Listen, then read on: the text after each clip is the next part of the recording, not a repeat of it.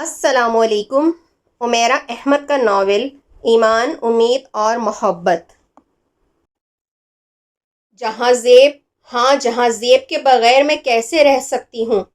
کیسے برداشت کر سکوں گی کہ وہ شخص میرا نہ رہے جسے 9 سال میں نے دن رات اپنے خوابوں میں دیکھا ہے، جس سے محبت کی ہے؟ میں تو اس کے بغیر زندہ نہیں رہ سکتی۔ یا اللہ، میں جانتی ہوں یہ گناہ ہے، مگر یہ ایک گناہ میری زندگی تباہ ہونے سے بچا سکتا ہے، سب کچھ بچا سکتا ہے۔ اس نے اپنی گردن کے گرد لپٹی ہوئی رسی کے پھندے کو کسنا شروع کر دیا۔ اگلے روز عقیلہ نے شام کو اسے خود تیار کرنا شروع کیا تھا، وہ جیسے اس کے ہاتھ میں ایک کٹ پتلی تھی۔ 8 بجے عقیلہ کا موبائل بجنے لگا۔ امید کا دل ڈوبنے لگا۔ ہاں، وہ آ رہی ہے۔ عقیلہ نے جہاں زیب سے بات کرنے کے بعد فون بند کر دیا۔ وہ گیٹ پر تمہارا انتظار کر رہا ہے، جاؤ۔ وہ اپنے کمرے سے باہر نکل آئی۔ ہاسٹل کے لان تاریکی میں ڈوبے ہوئے تھے، کہیں کہیں جلنے والی روشنیاں تاریکی کو مکمل طور پر ختم کرنے میں ناکام ہو رہی تھی۔ دور ہاسٹل کا بند گیٹ اس وقت ایک بھوت کی طرح لگ رہا تھا۔ وہ چلتے چلتے رک گئی۔ کیا میں واقعی جانتی ہوں میں کیا گنوانے جا رہی ہوں؟ اور اگر میں یہ گیٹ کراس نہیں کرتی تو میں اس شخص کے بغیر رہ پاؤں گی؟ اس نے قدم بڑھانے کی کوشش کی۔ تو امید عالم، تم آج وہ کرنے جا رہی ہو جس پر تمہارا باپ اپنی زندگی میں خودکشی کر لیتا۔ کیا ساری عمر وہ اس لیے تمہاری انگلی پکڑ کر تمہیں چلاتا رہا ہے کہ سامنے گڑھا آنے پر تم آنکھیں بند کر کے اس میں کود جاؤ؟ کیا اپنے باپ کی آواز کا نقش اتنا پھیکا تھا؟ اس نے ہونٹ بھینچ لیے۔ مگر میرے پاس کوئی دوسرا راستہ نہیں۔ میں نے اس شخص سے اتنی محبت کی ہے کہ اب اس کے بغیر رہنا میرے لیے ممکن ہی نہیں۔ اس نے اپنے گالوں پر نمی محسوس کی۔ مسلمان ہو کر تم وہ کرنے جا رہی ہو؟ امید، کیا تم اللہ کا سامنا کر پاؤ گی؟ اس نے اپنے وجود میں سے ساری ہمت نچڑتی ہوئی پائی۔ مگر اللہ جانتا ہے میں مجبور ہوں، اور وہ معاف بھی تو کر دیتا ہے، کیا مجھے معاف نہیں کرے گا؟ اس نے دل کو دلیل سے سمجھانا چاہا۔ اور اگر اللہ نے اس گناہ کے لیے تمہیں معاف نہ کیا تو؟ اسے اپنے پیروں میں زنجیریں پڑتی ہوئی محسوس ہوئیں۔ اور پاکیزگی تو صرف اللہ ہی عطا کرتا ہے۔ اپنے باپ کی اکثر سنائی جانے والی ایک آیت کا ترجمہ اسے لرزا گیا۔ تو کیا میں پاکیزگی کو چھوڑ کر اپنے وجود کو گندگی میں دھکیلنے جا رہی ہوں؟ مگر اللہ جانتا ہے میں مجبور ہوں۔ اس نے اپنے ملامت کرتے ہوئے ضمیر کو ایک اور بہانہ پیش کیا۔ تمہیں اللہ سے خوف کیوں نہیں آتا امید؟ گناہ کو پہچاننے کے باوجود تم اس کی طرف جانا چاہتی ہو، اور تمہیں آس ہے کہ وہ تمہیں معاف کر دے گا۔ دین میں صرف 2 راستے ہوتے ہیں، اچھائی کا یا برائی کا، گناہ کا یا ثواب کا۔ تم کون سا تیسرا راستہ ڈھونڈنے جا رہی ہو؟ گناہ کرنے سے پہلے ہی خود کو بخشوا لینا چاہتی ہو؟ کیا اس طرح تمہارا گناہ ثواب میں بدل جائے گا؟ اس کا اضطراب بڑھتا جا رہا تھا۔ سامنے نظر آنے والا گیٹ یکدم ہی بہت دور نظر آنے لگا تھا۔ کیا میں بھی ان لڑکیوں میں سے ہو جاؤں؟ ایک طوائف اور مجھ میں کیا فرق رہ جائے گا؟ وہ روپوں کے لیے اور میں محبت کے لیے۔ اس کی کنپٹی میں درد کی ایک لہر گزر گئی تھی۔ محبت کی اتنی بڑی قیمت دینے کے بعد میرے پاس تو اپنا وجود بھی نہیں رہ جائے گا۔ کیا مذہب، کیا خدا، کیا موریلٹی؟ میری اوقات تو ایک کھوٹے سکے جتنی بھی نہیں رہ جائے گی۔ میرا باپ اپنی ساری عمر جس وجود پر آیتیں پڑھ پڑھ کر پھونکتا رہا، اسے میں گندگی میں کیسے جھونک دوں؟ اتنے سال 5 وقت کی نمازوں میں اپنے لیے پاکیزگی اور ہدایت کی دعائیں مانگتے رہنے کے بعد اب میں کہاں جا رہی ہوں؟ کیا اللہ نے میرے دل پر مہر لگا دی ہے، یا اس گیٹ کو کراس کرنے کے بعد مہر لگا دے گا؟ اسے بے تحاشا خوف آیا۔ اس کا پورا وجود زنجیروں میں قید ہوتا جا رہا تھا۔ باہر وہ شخص ہے جس سے بڑھ کر میں نے کسی کو نہیں چاہا، تو اندر عافیت ہے، ایمان ہے اور امان ہے۔ اس 4 دیواری کو پار کرنے کے بعد محبت مل جائے گی، مگر ایمان؟ اس کی کنپٹیاں درد سے پھٹ رہی تھیں۔ خالی نظروں سے اس نے سامنے گیٹ کو دیکھا، پھر اپنے پیچھے مڑ کر ہاسٹل کی عمارت کو دیکھا۔ جب تم حیا نہ کرو تو جو چاہے کرو۔ اپنے باپ کے منہ سے بہت بار سنی جانے والی حدیث اسے یاد آئی تھی۔ اس نے گیٹ کو ایک بار پھر دیکھا، فیصلہ ہو گیا تھا۔ سرد وجود کے ساتھ وہ لان کے ایک تاریک کونے میں جا کر بیٹھ گئی۔ ہاتھ بڑھا کر اس نے بالوں میں لگا ہوا کلپ اتار دیا۔ بیگ میں سے ٹیشو نکال کر اس نے ہونٹ صاف کر دیے۔ اپنے ہاتھوں اور گلے میں پہنی ہوئی جیولری ایک ایک کر کے اس نے بیگ میں ڈال دی۔ اپنے ہاتھ میں پہنی ہوئی منگنی کی انگوٹھی کو اس نے آخری بار دیکھا، پھر اسے بھی اتار دیا۔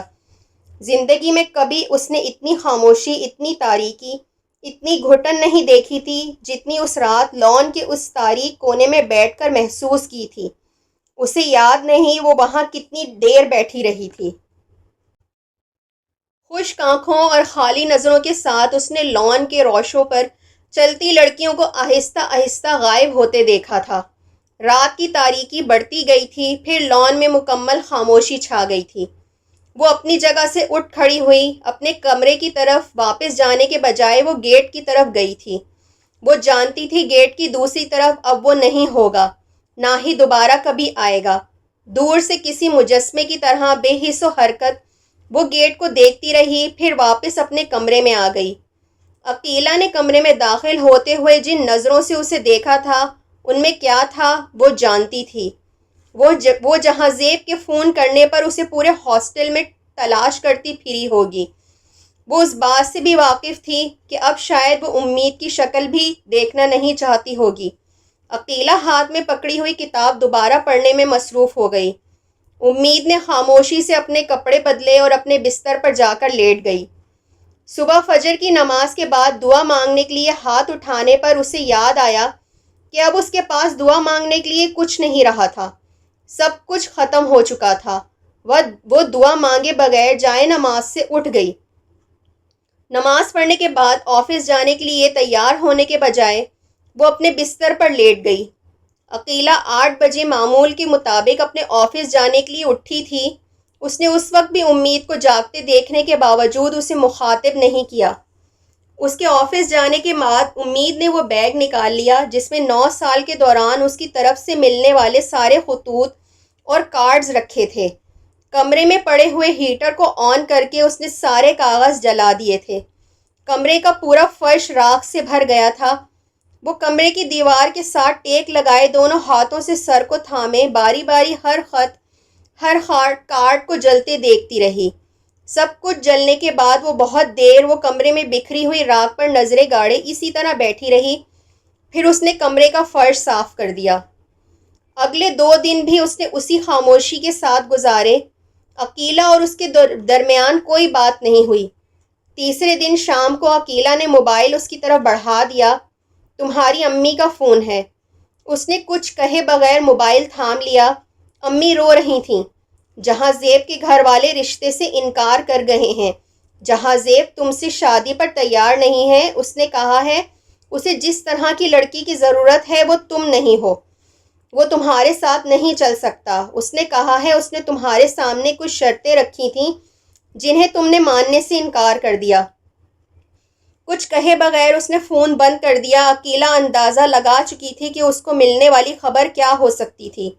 اس کے ہاتھ سے موبائل لیتے ہوئے اس نے مدھم آواز میں کہا، کیا ملا امید یہ سب کر کے؟ وہ خالی نظروں سے اس کا چہرہ دیکھتی رہی۔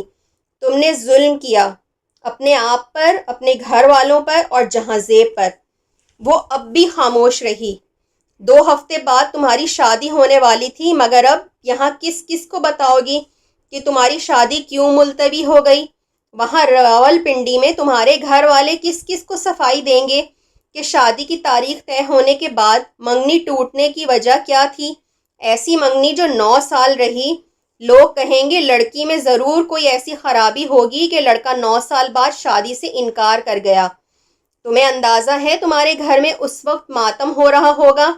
اب ایک ہاتھ میں اپنی اخلاقیات اور دوسرے ہاتھ میں اپنا مذہب لے کر ساری عمر پھرتے رہنا، لوگوں کو یہی آیتیں اور حدیثیں سنا سنا کر اپنی صفائیاں پیش کرنا جو تم مجھے سناتی ہو، پھر دیکھنا کتنے لوگ تمہاری پارسائی پر یقین کریں گے۔ تمہاری نمازیں اور تمہاری اخلاقیات تمہارے ماتھے پر شرافت کا کوئی ٹھپا نہیں لگائیں گی۔ لوگ تمہیں اسی طرح دیکھیں گے جس طرح ہر لڑکی کو دیکھتے ہیں. تمہارے بارے میں وہی کہیں گے جو ایک ورکنگ گرل کے بارے میں کہتے ہیں. تمہارے مقدر میں جو تھا اسے تم نے ٹھوکر مار دی. اب دیکھنا تمہارے لیے باقی رہ کیا گیا ہے. وہ تلخ لہجے میں مسلسل بول رہی تھی. امید بہت دیر تک اس کا چہرہ دیکھتی رہی، پھر اس کی آنکھوں میں نمی اترنے لگی تھی.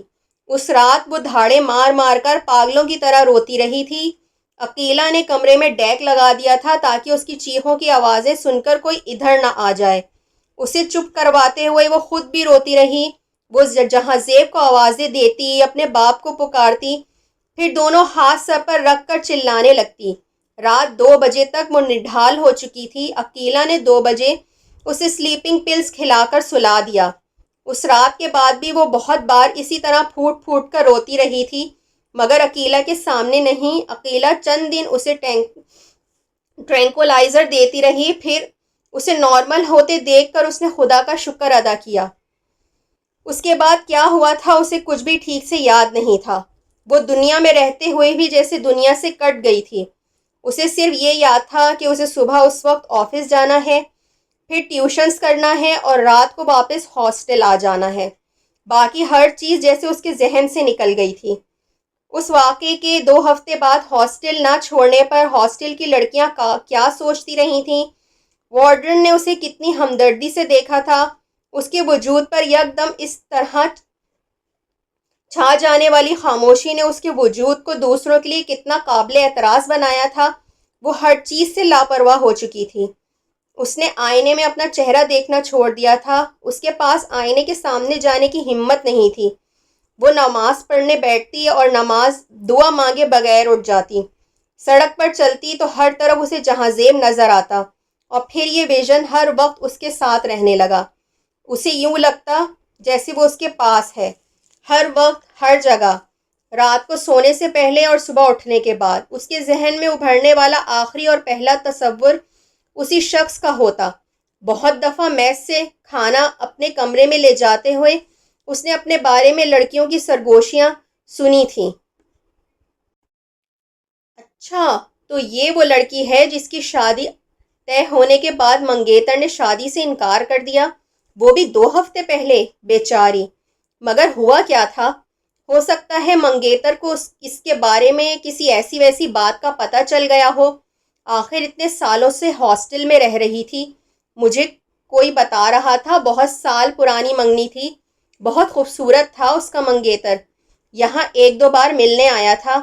باہر سے پڑھ کر آیا تھا. مجھے تو ترس آ رہا ہے. کتنا ظلم ہوا ہے اس پر. ہمیں حقیقت کا کیا پتہ، ہو سکتا ہے اسی میں کوئی برائی ہو، ورنہ اتنی پرانی منگنی کون توڑتا ہے، اور وہ بھی شادی کی تاریخ طے کرنے کے بعد. مگر لگتی تو نہیں ہے ایسی ویسی. چہرے سے کیا پتہ چلتا ہے اصلیت کا؟ پتہ تو خدا کو ہی ہوتا ہے، یا پھر ان کو جن کا واسطہ پڑے. اگلے کئی ماہ وہ گفتگو کا موضوع بنی رہی. میس سے کھانا لیتے وہ سرگوشیاں سنتی. لڑکیوں کے پاس سے گزرتے ہوئے وہ بہت کچھ سنتی رہتی. اسے کچھ بھی برا نہیں لگتا تھا. کوئی طنز، کوئی طعنہ، کسی کا مذاق اڑاتی ہوئی ہنسی، متجسس آنکھیں، ایک دوسرے کو کیے جانے والے اشارے. وہ کسی چیز پر مشتعل نہیں ہوتی تھی. شاید اسے اب تک یقین نہیں آیا تھا کہ وہ سب اس کے ساتھ ہوا ہے. شروع میں اسے سب کچھ خواب لگتا تھا، ایک ڈرانا خواب.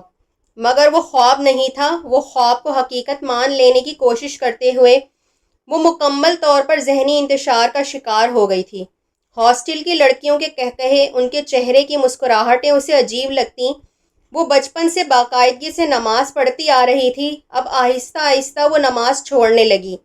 اگر نماز پڑھتی بھی تو دعا مانگتے ہوئے وہ بہت دیر تک خاموش بیٹھی رہتی. اس کی سمجھ میں نہیں آتا تھا وہ خدا سے اب کیا مانگے. ویکینڈ پر راولپنڈی جاتی تو امی اس سے باتیں کرتے کرتے رونے لگتیں. وہ تب بھی خاموشی سے انہیں دیکھتی رہتی. اس کے پاس انہیں دلاسا دینے کے لیے کچھ نہ تھا، نہ آنسو پوچھنے کے لیے ہمت. وہ اس سے اصرار کرتی کہ آخر اس نے کون سی شرائط ماننے کے لیے کہا تھا جس پر اس نے انکار کیا. وہ اس سے اصرار کرتی کہ آخر اس نے کون سی شرائط ماننے کے لیے کہا تھا جس پر اس نے انکار کیا. وہ کچھ بتانے کے بجائے پھر خاموشی اختیار کیے رکھتی. اس کے اندر کیا کچھ بدل چکا تھا اس کا اندازہ اس کی امی کو کبھی نہیں ہوا، انہیں صرف اس کی خاموشی ہلایا کرتی تھی۔ اس طرح گونگا بن جانے سے کیا تمہاری تکلیف کم ہو گئی ہے یا کم ہو جائے گی؟ مگر جو ہو گیا ہے اس پر پچھتانے کے بجائے سب کچھ بھول جاؤ، کوشش کرو اپنی زندگی نئے سرے سے شروع کرو۔ حالانکہ جو کچھ تم کر چکی ہو، خیر، اپنے آپ کو اس خول سے نکال لو۔ کبھی اپنی آنکھوں کو دیکھا ہے تم نے؟ کبھی کتنی چمک اور شوخی ہوتی تھی ان میں، اور اب میں تمہیں دیکھتی ہوں تو مجھے خوف آنے لگتا ہے۔ اتنی اداسی اور اتنی خاموشی ہے تمہاری آنکھوں میں کہ عقیلہ ہاسٹل میں اسے کہتی رہتی اور وہ اسے بھی بے تاثر خاموشی کے ساتھ دیکھتی رہتی۔ محبت تاریک جنگل کی طرح ہوتی ہے، ایک بار اس کے اندر چلے جاؤ پھر یہ باہر آنے نہیں دیتی۔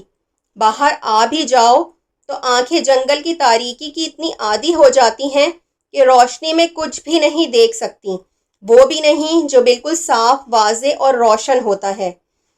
اس دن بھی عقیلہ کی بہت سی نصیحتوں کے جواب میں اس نے یہی کہا تھا، میں بھی ابھی کچھ نہیں دیکھ پا رہی ہوں، بس مجھے یہ اندازہ نہیں ہے میں جنگل کے اندر ہوں یا باہر۔ عقیلہ نے اسے چہرے پر چادر لیتے دیکھ کر ہمدردی سے اس کا سر تھپ تھپا دیا۔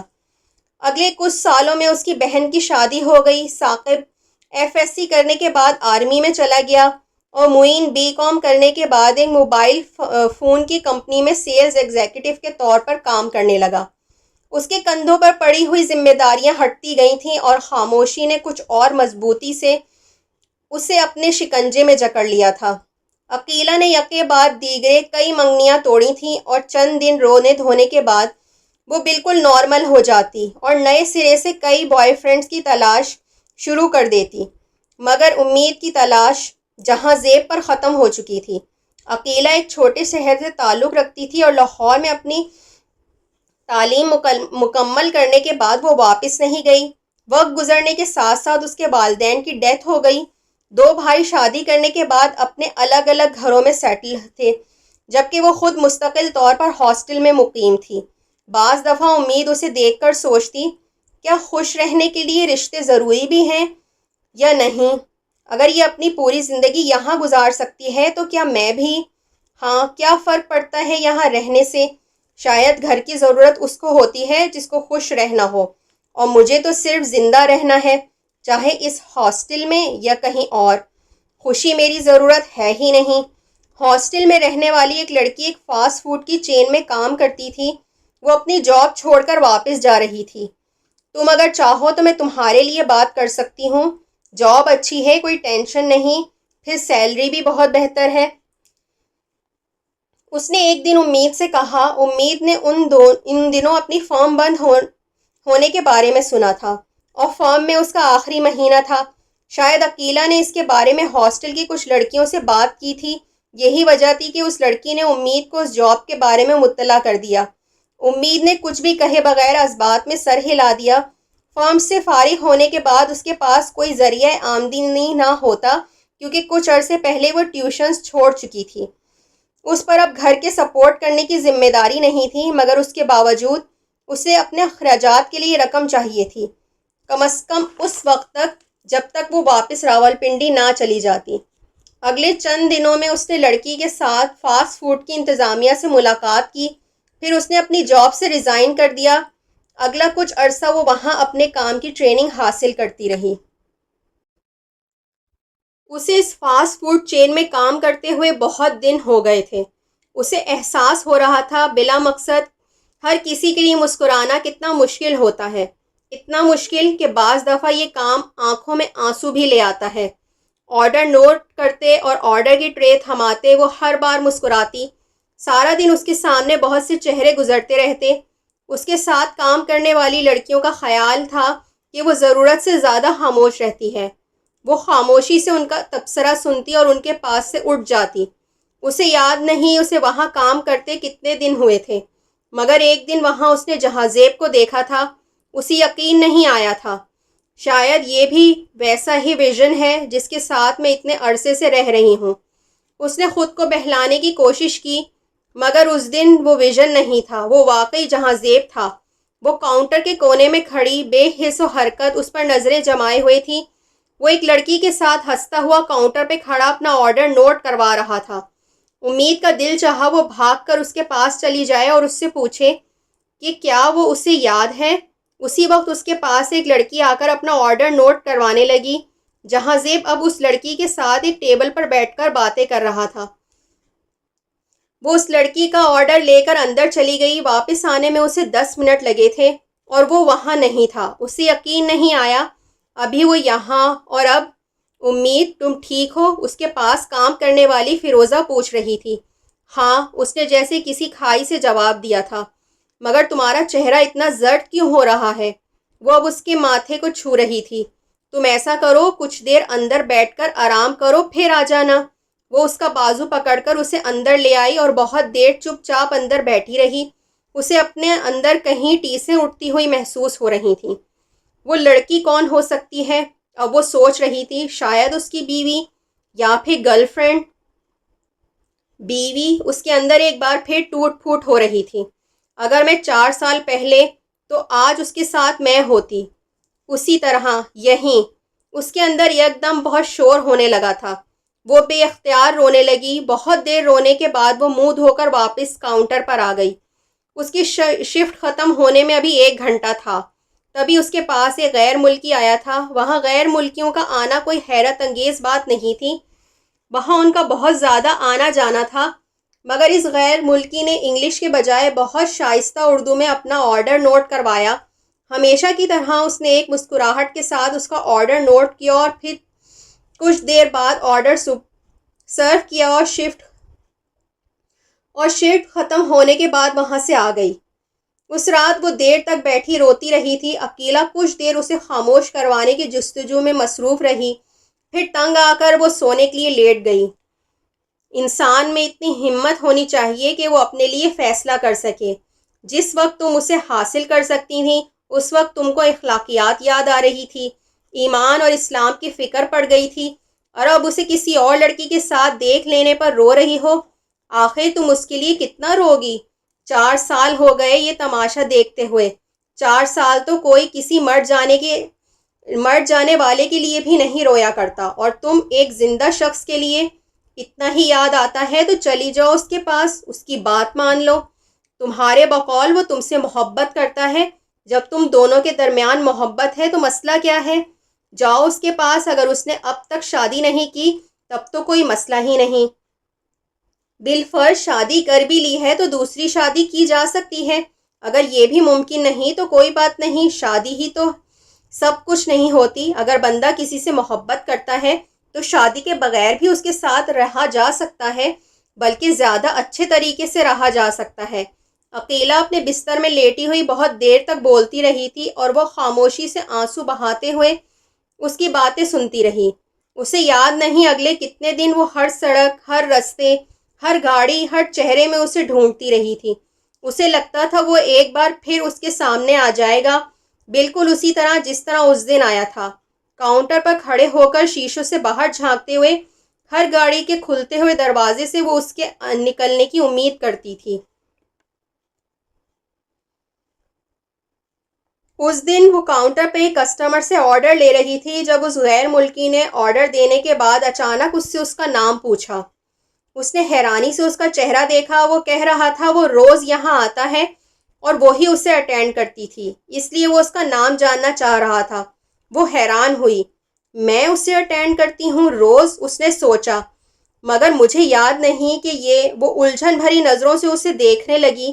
مجھے جہاں زیب کے علاوہ کسی دوسرے شخص کا چہرہ یاد نہیں رہ سکتا۔ اس نے دل میں اپنی کمزوری کا اعتراف کیا۔ آرڈر سرو کرتے ہوئے اس شخص نے ایک بار پھر اس کا نام پوچھا۔ اس نے اپنا نام بتا دیا۔ اس دن ہاسٹل جا کر وہ اس شخص کے بارے میں سوچتی رہی اور پھر اسے یاد آیا کہ 1 ماہ پہلے اسی شخص کی اردو سن کر وہ پہلی بار چونکی تھی۔ دوسرے دن لنچ کے اوقات میں وہ شخص پھر وہاں تھا۔ آج اس نے اسے پہچان لیا۔ پھر اس نے نوٹ کیا وہ واقعی روز وہاں آتا تھا، اور اب وہ روز اس سے کوئی نہ کوئی بات کرنے کی کوشش کرتا۔ وہ جواب دینے کے بجائے خاموشی سے اپنا کام کرتی رہتی۔ ایسے رابطے بڑھانے والے کتنے سطحی ہوتے ہیں وہ اچھی طرح جانتی تھی۔ پھر اس نے اپنی شفٹ تبدیل کروا لی اور اس نے اب اس غیر ملکی کو شام کے وقت آتے دیکھا۔ اب وہ غور کرنے لگی اور اس کی سرگرمیاں پہلی بار اس کی نظروں میں آنے لگیں۔ وہ شام سے رات تک وہاں بیٹھا رہتا، وقتاً فوقتاً کوئی نہ کوئی چیز لیتا رہتا، مگر وہاں سے جاتا نہیں تھا۔ وہ جب بھی اسے دیکھتی وہ اس کی طرف متوجہ ہوتا تھا اور امید کو اپنی طرف دیکھتا پا کر وہ اپنی نظریں کہیں اور مرکوز کر لیتا۔ وہ صرف امید کی نظروں میں ہی نہیں آیا تھا، اس کے ساتھ کام کرنے والی دوسری لڑکیاں اور لڑکے بھی اس کی موجودگی کا نوٹس لینے لگے تھے۔ ویکینڈ پر وہ اپنے گھر آئی۔ راولپنڈی آ کر ہمیشہ وہ بہت ہی عجیب کیفیات سے دو چار رہتی تھی۔ بعض دفعہ اسے یوں لگتا جیسے وہ بہت غلط جگہ آ گئی ہے، اور بعض دفعہ اسے یوں لگتا جیسے وہ کسی غلط جگہ سے آ گئی ہے۔ میں چاہتی ہوں اب تم لاہور سے مستقل یہاں آ جاؤ۔ اب ضرورت نہیں ہے کہ تمہیں کمانا پڑے۔ تمہارے بھائی اب اتنا کمانے لگے ہیں کہ تمہیں اس طرح دوسرے شہر میں نہ رہنا پڑے۔ اس رات اس کی امی نے اس سے کہا تھا۔ اس نے حیرانی سے ماں کا چہرہ دیکھا۔ اچھا، تو کیا میری جدوجہد ختم ہو گئی ہے؟ اس نے سوچا۔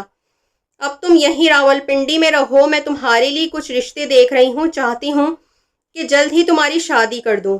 وہ بالکل خاموش بیٹھی رہی۔ امی کچھ دیر بعد اٹھ کر چلی گئیں۔ شادی؟ کیا میں شادی کروں گی؟ جہاں زیب کے علاوہ کسی دوسرے سے؟ اب جب سب ختم ہو چکا ہے، اب کس لیے؟ خود کو دھوکہ دینے کے لیے یا کسی دوسرے کو؟ اس کا ذہن جیسے اس بات کو قبول ہی نہیں کر پا رہا تھا۔ کیا آزمائشیں کبھی ختم ہو سکتی ہیں؟ وہ سوچ رہی تھی۔ اور وہ بھی میری آزمائشیں؟ لاہور سے واپس آ جاؤں؟ کہاں؟ یہاں راولپنڈی؟ اور یہاں دوبارہ سے رشتہ جوڑنے کی کوشش کروں؟ کیا امی محسوس نہیں کر سکتی کہ جہاں زیب کے علاوہ کسی دوسرے کے ساتھ رہنا میرے لیے ممکن نہیں ہے؟ وہ 2 دن کے لیے لاہور سے راولپنڈی آئی تھی، مگر 2 دن کے بجائے 1 ہفتہ وہاں رہی۔ واپسی میں ایک بار پھر اس نے خاموشی سے امی کی گفتگو سن کر سر ہلا دیا۔ کاش میں انہیں بتا سکتی کہ اب شہر بدلنے سے کچھ نہیں بدلے گا۔ گھر ہو یا نہ ہو مجھے فرق نہیں پڑتا۔ سب کچھ 4 سال پہلے ختم ہو گیا تھا، اب تو صرف راکھ اور کھنڈر ہے۔ راکھ اور کھنڈر پر دوبارہ عمارت تعمیر کرنا بہت مشکل ہوتا ہے، اس نے گھر سے نکلتے ہوئے سوچا تھا۔ اس رات لاہور پہنچ کر اس نے عقیلہ کو بتایا تھا کہ اب وہ بہت جلد واپس راولپنڈی چلی جائے گی۔ کیوں؟ اس نے حیران ہو کر پوچھا۔ میری امی چاہتی ہیں میں واپس آ جاؤں۔ دونوں بھائی سیٹل ہو چکے ہیں، اب میری جاب کی ضرورت نہیں ہے۔ وہ میری شادی کرنا چاہتی ہیں، اس نے دھیمے لہجے میں اپنے کپڑے استری کرتے ہوئے بتایا تھا۔ اوہ، تو تم شادی کے لیے جانا چاہتی ہو، جہاں زیب کے علاوہ کسی دوسرے سے شادی؟ خیر اچھا ہے، مگر کیا تم خوش رہ سکو گی؟ عقیلہ نے سنجیدگی سے پوچھا۔ پتہ نہیں، شاید ہاں یا پھر نہیں، وہ الجھ گئی۔ تمہاری خوبی یہ ہے کہ تم کمپرومائز کر لیتی ہو، حالات سے، لوگوں سے، زندگی سے اور اپنے آپ سے۔ مجھے لگتا ہے خوش رہو یا نہ رہو، مگر زندگی تم گزار ہی لوگی۔ عقیلہ نے اس کا تجزیہ کیا اور وہ خاموشی سے کپڑے استری کرتی رہی۔ کمپرومائز نہیں، کمپرومائز کرنا ہی تو نہیں آیا، ورنہ میں نے اپنے ساتھ اور اپنی زندگی کے ساتھ یہ سب کچھ نہ کیا ہوتا۔ 4 سال سے جہاں زیب کے ویژن کے ساتھ زندگی نہ گزار رہی ہوتی، اس نے رنجیدگی سے سوچا۔ اگلے دن ریسٹورنٹ گئی تھی۔ صبح ہاسٹل سے نکلتے ہوئے چوکیدار نے اسے بتایا کہ اس کی عدم موجودگی میں کوئی غیر ملکی اس کے بارے میں پوچھنے آیا تھا۔ وہ یہ جان کر حیران ہوئی کہ اس کی ریسٹورنٹ سے آیا تھا۔ ریسٹورنٹ پہنچ کر اس نے اپنے ساتھ کام کرنے والے سے اس بارے میں پوچھا، مگر کسی نے بھی یہ نہیں کہا تھا کہ کوئی اس کے پیچھے اس کے نہ آنے کی وجہ معلوم کرنے گیا تھا۔ وہ ایک بار پھر اپنے کام میں مصروف ہو گئی۔ شام کو ڈینیل ایڈگر نامی وہ غیر ملکی ایک بار پھر وہاں آیا تھا اور ہمیشہ کی طرح سیدھا اس کے پاس آیا۔ اس نے رسمی مسکراہٹ کے ساتھ کاؤنٹر پہ اس کا استقبال کیا، مگر وہ مسکراہٹ اس وقت اس کے چہرے سے غائب ہو گئی جب اس نے ڈینیل کا اگلا جملہ سنا۔ وہ اس سے اس کی 1 ہفتے کی عدم موجودگی کے بارے میں پوچھ رہا تھا۔